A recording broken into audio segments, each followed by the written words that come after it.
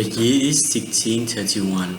I now live in Venice, a one great city-state that for a time was the richest city in Europe. But today is ravaged by a mysterious disease that had in just a year claimed the life of thousands. But I cannot let my fear of epidemic and the horrible fate that await the infected overcome me because I am a plague doctor. I prepare her day by dressing in a special outfit, top leather breeches to protect my legs, a long heavy coat that covers my entire body, a white brim hat that all doctors wear, and of course my mask, the big filled with herb and perfume to ward off the foul-smelling air of disease. I spend my day traveling to the home of the sick, checking in on the infected and diagnosing new cases. I employ the most advanced medical knowledge of the day, performing bloodletting and advising the ill to rub onion on their sores. I use a can to examine the very sickest of my patients so that I don't have to touch them. Will this technique work? We are able to cure the sick or at least offer them some comfort in their final moment. We'll be able to find the source of the disease, and most importantly for me, will my precaution protect me from the same fate? This is far from the first plague. The historians tell us that they occurred for centuries, yet it seems as if the world finally come to its end. From the plague of Justinian that ravaged the eastern Roman capital of Constantinople to the Black Death that left over a third of Europe dead.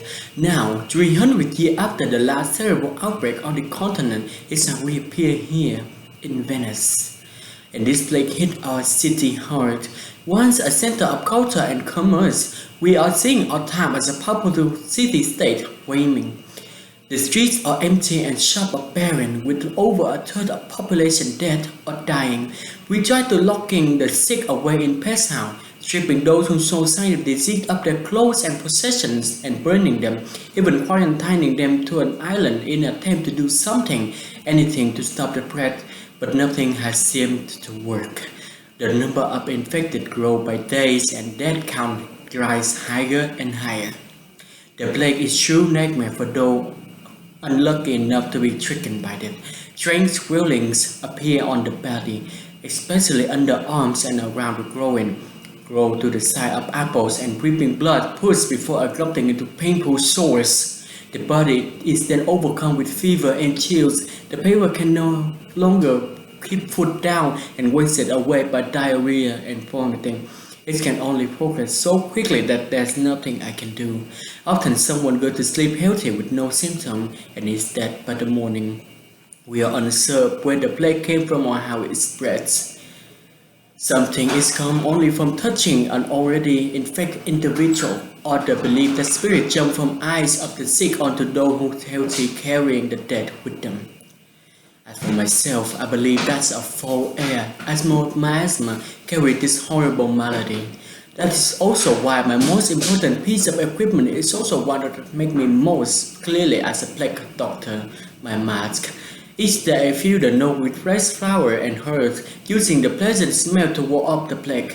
I coat my clothes in a thick layer of suet or animal fat in order to seal and prevent any bad air from penetrating to my skin.